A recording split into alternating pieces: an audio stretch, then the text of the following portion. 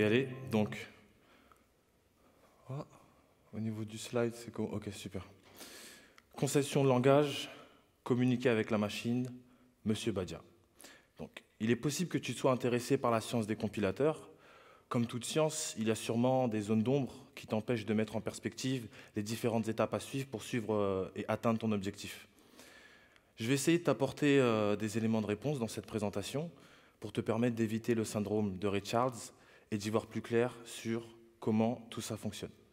Donc il faut savoir que moi, j'ai toujours eu une particularité pour les langages au sens général. Je trouve que c'est ultra passionnant. Il s'en dégage quelque chose de fort, une forte sensibilité lorsqu'on prête notre attention sur les détails.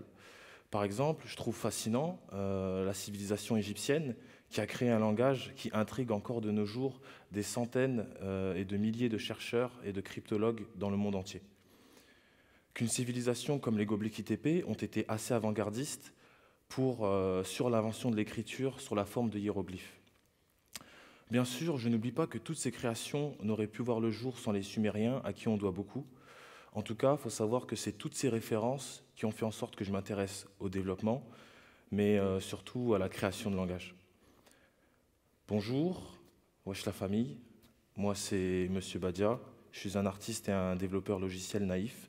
Donc le jour, la nuit, ça dépend si je dors ou pas, je m'intéresse à la conception de langage, à l'OpenGL et aux interfaces utilisateurs. Le reste, peu me chaud, je m'en bats les steaks. Merci à toi d'être là, sois le bienvenu. Ensemble, on va voyager dans le turfu des compilateurs. D'abord, je tiens à remercier le DevFest 2022 à Nantes. Bravo à toute l'équipe qui travaille dans l'ombre pour nous fournir de telles conditions de confort. Avant de commencer, peux-tu lever la main si tu t'es déjà prêté à l'exercice de l'écriture d'un compilateur? Ok, pas mal. Il y a pas mal de monde, et puis pour ceux qui n'ont pas levé la main, normalement vous allez apprendre quelque chose aujourd'hui. Ok, l'histoire derrière les compilateurs, elle est assez intéressante. Elle va surtout nous permettre de comprendre pourquoi on s'est mis à écrire des compilateurs et quels étaient les besoins sous-jacents derrière cette initiative. Donc à l'époque, écrire des programmes, c'était une tannée. Il était primordial de simplifier l'écriture des programmes, d'éviter d'écrire du code assembleur dans le but de réduire le nombre d'erreurs dans les programmes. Mais cette époque, elle était assez folle, parce qu'en fait, à ce moment-là, il n'y avait rien. Donc, à l'instar des politiciens, chaque ingénieur devait défendre son pain. Tu peux imaginer le bourbier lorsqu'un gars s'est posé en parlant de récursivité, lorsqu'il a parlé de la programmation fonctionnelle, et puis il y en a un autre qui a parlé de l'orienté objet. Il faut savoir que tous ces concepts ont mis très longtemps avant de se faire une place dans la programmation. Le besoin était de trouver une place pour l'arithmétique dans un langage de programmation. Alors on a d'abord commencé par transformer des règles mathématiques en règles syntaxiques, puis on a enrichi le compilateur au fur et à mesure. À savoir que pour être valide, un langage de programmation a besoin de pouvoir déclarer des fonctions, des variables, etc., etc. Mais il y a une petite règle officieuse, c'est que si ton langage implémente la règle 110 ou le jeu de la vie, là tu sais que ton langage, ton compilateur est Turing complete. Donc, pour définir ce qu'est un compilateur, moi j'aime bien utiliser l'analogie du traducteur. Donc, bonjour, je suis un traducteur, que puis-je faire pour vous? Là, je reviens d'un séjour à New York, et puis il y a une meuf, elle est venue me parler, et je sais pas trop ce qu'elle m'a dit, tu vois. Tu peux m'aider à comprendre ce qu'elle a dit? Oui, bien sûr, et en fait, elle t'a dit quoi? Voilà ce qu'elle m'a dit. Ah, ok, d'accord, et ça, du coup, ça veut dire quoi? Ah, ok, bon. J'aurais peut-être pas dû lui sourire à ce moment-là. Donc, du coup, c'est la même chose. Je reviens un peu sur le sujet principal. Le compilateur, c'est rien d'autre qu'un traducteur. Il est là pour... c'est plutôt un traducteur qui va se baser sur la forme et non le fond. Donc, il est là pour aider à assembler un programme, mais surtout, il va être capable d'aller chercher toutes les ramifications nécessaires à la bonne exécution du programme. Ok, donc là, on voit que le flux d'entrée d'un compilateur, c'est un flux de caractères, le plus souvent un langage de haut niveau. Et puis en sortie, c'est aussi un flux de caractères à destination du langage cible, le plus souvent un langage de bas niveau. Donc un compilateur va effectuer un certain nombre de transformations. Ces transformations vont se faire au travers d'un pipe qui lui-même est composé de plusieurs modules. Donc je vais essayer de vous schématiser tout ça, ne tremble pas. Hop. Donc le pipe est souvent découpé en deux parties. Tu as la partie front-end, tu as la partie back-end, et puis il y a souvent une petite partie qui est rajoutée pour la partie middle-end. Donc la partie front-end, elle est consacrée au langage source. On analyse une chaîne de caractères donnée par l'utilisateur, Et puis ensuite, la partie middle-end, elle est destinée à l'optimisation. Et enfin, la partie back-end, elle est destinée à la génération du code vers le langage cible. Si tu souhaites écrire un compilateur, différents chemins sont possibles pour y arriver. Tu peux suivre la roadmap suivante. Là, on a à peu près quelque chose d'assez consistant pour comprendre tous les chemins possibles que tu vas pouvoir emprunter. Cette illustration, elle est tirée de Crafting Interpreters. Donc, c'est un livre pour comprendre comment créer des langages. S'il y a des gens qui sont intéressés par ce livre, vous pourrez aller checker. Donc, la première structure que tu dois implémenter, c'est un tokenizer. Le plus souvent, on l'appelle le lexer. Ce module a pour rôle de fragmenter une combinaison de caractères afin de repérer les tokens. De façon simple, le tokenizer va faire une analyse lexicale à partir d'une chaîne de caractères qu'il transformera en une suite de tokens. Là, la structure d'un token, elle est assez simple. Elle comprend son type et son emplacement dans le code. Admettons que tu souhaites analyser l'expression A plus B. Ton tokenizer doit être capable de lire le code source caractère par caractère à l'aide d'un curseur. Et ensuite, il va envoyer les tokens au parseur. Donc, tu crées un tokenizer qui prend en entrée le code source. Pour avancer, tu appelles la méthode next. Ensuite, tu appelles la méthode scan qui va définir le type de jeton. Et ici, par exemple, tu peux voir que le tokenizer reconnaît que le caractère A est de type identifiant et ainsi de suite. Tu continues d'avancer avec la méthode next, tu scannes, tu next, tu scannes, tu next, tu scannes, tu next, tu scannes, tu next, tu scannes. Et là, hop, il sait, le lexeur, qu'il est arrivé au caractère EOF pour end of file, et là, il s'arrête parce qu'il sait qu'il est arrivé à la fin du fichier. Donc, le parseur, c'est un module dont le rôle est de repérer les phrases à partir d'un ensemble de mots fournis par le tokenizer afin de générer un arbre syntaxique. Le parseur va quant à lui récupérer cette suite de tokens, effectuer une analyse syntaxique pour trouver quelle est la structure des instructions provenant du flux d'entrée. Et à la fin, il va générer un AST pour Abstract Syntax Tree. C'est juste un arbre de syntaxe abstrait. Le parseur doit analyser de façon formelle la syntaxe du langage. Donc, admettons que ceci est valide dans ton langage. Ton parseur sera en mesure de manger ça easy peasy. Par contre, avec cet autre exemple, ton parseur va devoir générer une erreur et rejeter le programme. Si ça t'intéresse, tu peux aller sur astexplorer.net. Il y a énormément de schémas de données concernant les arbres, tous les AST, sur différents langages. Donc si ça t'intéresse, n'hésite pas à aller dessus. Maintenant que tu as ton AST qui est valide, tu peux l'envoyer à l'analyzer, dont le rôle à lui est de contrôler un arbre. Il va vérifier que tout est OK dans ton programme. Simple. Cette étape, elle va te permettre de s'assurer que le programme fait sens d'un point de vue sémantique. Et en gros, tu vas vérifier qu'une variable est appelée avec les bons arguments, vérifier qu'il y a bien une fonction main si la sémantique de ton langage en a besoin, établir les liens entre les utilisations des variables et leur définition. Et à la fin, tu vas ressortir un AST relié et typé. Donc, on reprend l'exemple de A plus B. Ici, tu vas vérifier que les opérandes d'un opérateur sont bel et bien valides. Donc, la sémantique sera valide si A et B sont de même type. Dans le cas contraire, si A et B ne sont pas de même type, ton analyzer pourra lancer une erreur et rejeter le programme.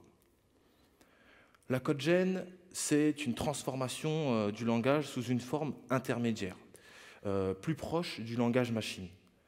À savoir que tu peux cibler n'importe quel langage, tu peux cibler le langage de ton choix. Tu n'es pas obligé d'aller cibler du code machine. Par exemple, TypeScript, lui, a décidé de transpiler vers le JavaScript. C'est son besoin. Donc toi, par exemple, si tu aimes tout ce qui est GSL, tu peux te dire que je vais targeter le WebGL ou l'OpenGL en général, pour ceux qui aiment bien faire des shaders. Pour généraliser, tu as ton AST qui se transforme en code machine, qui lui-même se transforme en code assembleur pour être compréhensible par le CPU. La codegen va te générer un bytecode. L'avantage du bytecode, c'est qu'il peut être interprété ou exécuté ou compilé par une machine virtuelle. Cette génération de code, elle peut se faire de deux manières. Tu as le AOT pour Ahead of Time. C'est une compilation qui est en avance sur son temps. C'est vraiment le Turfu, c'est Marty McFly, c'est Scott Bakula ou Quinn Mallory dans Sliders, pour ceux qui connaissent. Et qu'est-ce que ça va faire, ça? Ça va générer un bytecode. L'idée derrière, c'est de construire un programme avant son exécution. Et puis, tu as un autre type qui est le JIT, pour Just in Time. C'est la compilation juste à temps. Donc ça génère du code, ça génère du bytecode, ça exécute le bytecode, ça compile du code à chaud. Et en fait, la compilation se fait au moment de l'exécution. Ce qui est grave lourd, c'est qu'aujourd'hui, tu n'es plus obligé d'écrire le back-end from scratch. Dorénavant, tu vas pouvoir utiliser des outils spécialisés et pour ça, ça va te permettre de gagner un temps considérable sur le développement de ton langage. Le premier outil très connu et le plus utilisé, c'est LLVM. C'est un ensemble de technologies, d'outils pour compilateurs. Avec, tu peux faire du front-end afin de viser n'importe quel langage. Tu peux faire du back-end pour viser n'importe quelle architecture. Et tu peux éditer des liens vers les différentes bibliothèques dont ton programme aura besoin. Il faut savoir que Go, Rust, Zig, Crystal, l'armée des 12 singes et compagnie possèdent tous un back-end LLVM. L'idée, c'est qu'il est souvent utilisé pour le mode release parce que ça gère mieux l'optimisation. Ensuite, il y a CraneLift qui a fait son apparition il n'y a pas longtemps. Ça a été créé par Dan Goman. Ça génère qu'une seule représentation intermédiaire. Il n'y a pas de pointeur et ça utilise ECS. Donc l'acronyme ECS est utilisé pour Entity System Component. C'est une implémentation qui est souvent utilisée dans les jeux vidéo de type AAA. Là, on va parler un peu des erreurs parce qu'en fait, en tant que programmeur, on passe beaucoup notre temps à débugger. Donc, pour débugger correctement, il faut être en mesure de pouvoir identifier rapidement et de façon exacte où se trouve le problème dans le code. Donc là, on a du code JavaScript. Moi, ce qui m'interpelle ici, c'est plutôt le message d'erreur. Parce que je ne sais pas pour vous, mais moi, pour ça, ce n'est pas une erreur. Ça ne t'aide pas. En plus, cette erreur, elle est déclenchée durant le runtime, ce qui veut dire que tu n'as aucun moyen de pouvoir la prévenir. On est en 2022, quand même. Donc moi je refuse parce qu'en plus si je suis une personne en situation de handicap du style je suis daltonien, j'ai droit qu'à une petite pauvre croix sur le coin droit pour pouvoir me dire ah bah regarde il se passe quelque chose parce que moi les couleurs ça passe pas. Donc bravo l'accessibilité des compilateurs aujourd'hui. Mais on va parler d'Elm, un langage de programmation orienté web. Donc l'auteur du langage, en dehors d'avoir réussi à simplifier des concepts assez poussés du langage Haskell, a tout de suite compris que les erreurs étaient un point perfectible des langages et que c'était un terrain à explorer. Sa promesse, c'est zéro erreur durant le temps d'exécution. Après avoir potassé son approche, il nous a pondu ça. Des erreurs claires, détaillées et qui aident à cibler ce qui ne va pas dans le programme. Ce qui m'amène à la réflexion suivante. Comme les messages d'erreur sont un moyen de communication direct avec le programmeur, elles doivent offrir à celui-ci le moyen de s'améliorer. Un peu comme dans un jeu vidéo où tout au long de l'aventure, on est aidé pour devenir de plus en plus fort. Neovim était déjà un peu dans le turfu avec ce genre de choses, puisqu'il te proposait déjà des exercices pour t'aider à comprendre comment il fonctionnait. Mais en plus de devenir ton meilleur ami, un compilateur doit être capable d'analyser ton code source pour comprendre à quel niveau tu te situes. Je ne parle pas de copilote, parce que copilote, lui, il fait juste ce qu'on lui demande. On va plutôt parler d'un compilateur qui est beaucoup plus intelligent, dont tout ce qui est tutoriel sera directement implémenté dans le compilateur, linter, etc. Que le compilateur soit capable de se dire « Ah, ok, il vient de m'installer pour la première fois, je lui propose le tutoriel.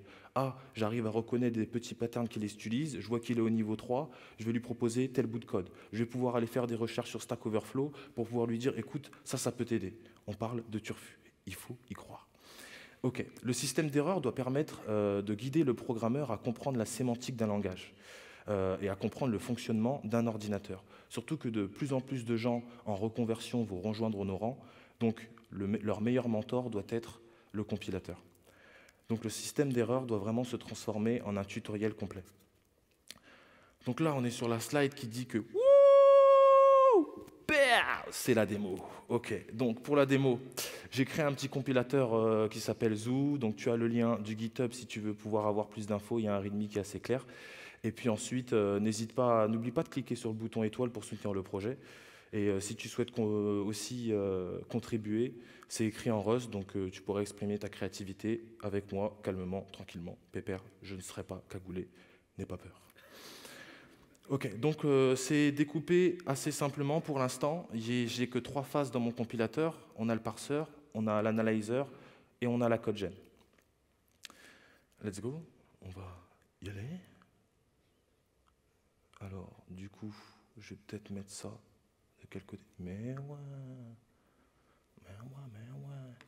Ok, ah ouais, mais si je fais ça, je suis en train de me faire un truc de ouf là. Genre, je vais regarder ça de là-bas. Mais non, ça n'a aucun sens. On revient ici, je vais juste mettre le mirror. J'ai encore un peu de temps, ça va. Donc, display, arrangement, mirror display. On y est.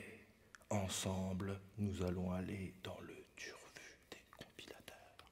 Donc là, on a un programme assez simple, hein, c'est un Hello World. Donc avant de commencer, je vais vous montrer un peu, là on est là pour regarder un peu comment les erreurs peuvent nous aider à pouvoir faire le travail correctement et à être accompagnés au fur et à mesure de notre travail sur le programme. Donc là, je vais juste exécuter ça. Est-ce que vous voyez assez bien Ah oui, ça m'a l'air... Dites-moi dans le fond. Ok, donc c'est plus quoi? Il faut du light thème ou plus gros? Plus gros. Hop là, tac. Zouzou. Donc là, j'ai fait un petit x2, donc on va juste faire ça. Ça va comme ça? Ouais, super, merci pour les indications, on est ensemble. Ok, donc là, je vais lancer la compilation. Tout se passe bien, super. Donc ça a compilé, mais par contre, j'ai pas sauvegardé, il y a un truc qui n'était pas bon. Donc ok, je repars.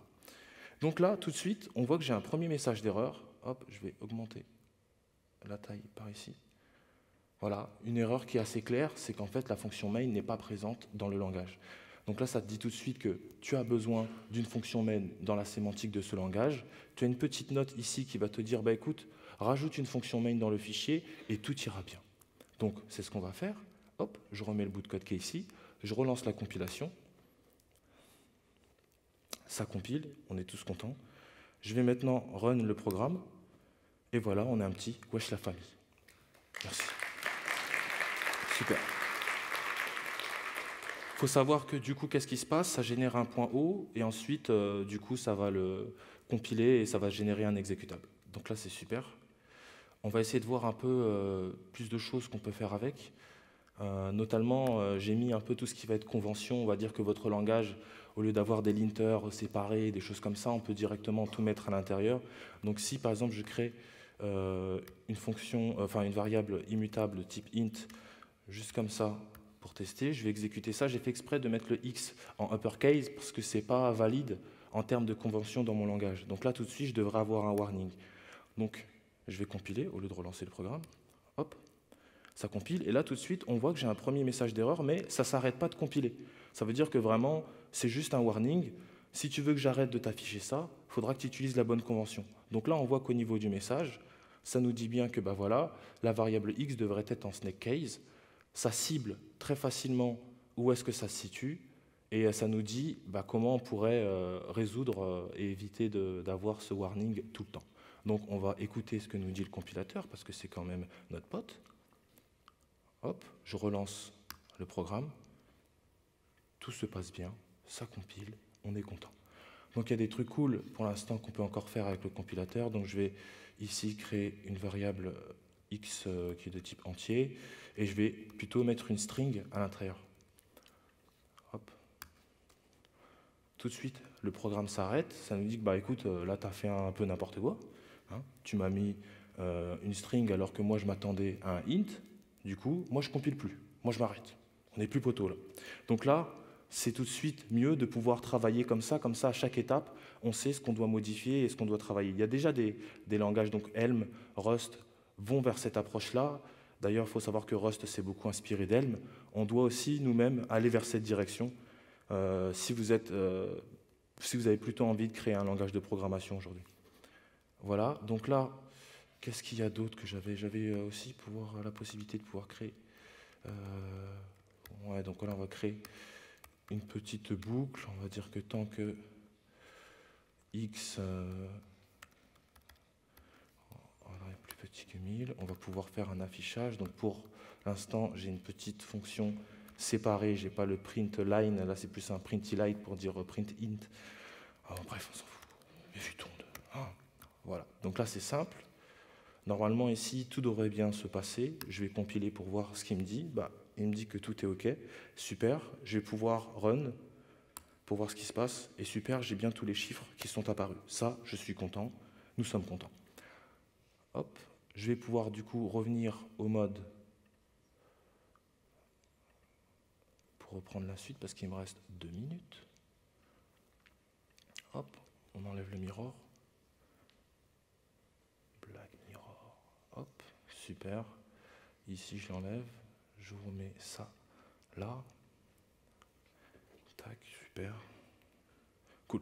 Donc pour conclure, en fait, là, en 20 minutes, on a vu ce qu'était un compilateur, on a détaillé son architecture, on a vu le tokenizer, on a vu le parseur, on a vu l'analyzer, on a vu la génération de code et le système d'erreurs, le tout suivi d'une petite démonstration du compilateur Zoo. Si tu veux aller plus loin, il faut savoir qu'avec Benjamin Kounen, on a fait une conférence de 3 heures à Devoxx France, où là, vraiment, on va vraiment dans le détail, deep to deep, comprendre comment ça fonctionne un compilateur et les différentes étapes, surtout pour l'optimisation, le parseur, etc., etc. Donc vous pouvez aller sur la chaîne de Devoxx et chercher la vidéo initiation concrète à la compilation. Vous pourrez récupérer ces liens sur les slides sur mon Twitter, je les mettrai à disposition dans la semaine. Et voilà, on a fait notre petit tour, c'est fini, donc tout se passe bien. Merci à toi de m'avoir écouté. Suis-moi sur Twitter si tu as des questions ou que tu veux des contenus qui sortent de l'ordinaire, c'est sur Monsieur Badia que ça se passe. N'oublie pas de voter pour cette conférence sur Open Feedback. Je ne sais pas, il doit rester peut-être 30 secondes pour les questions. Merci à tous. On peut l'applaudir.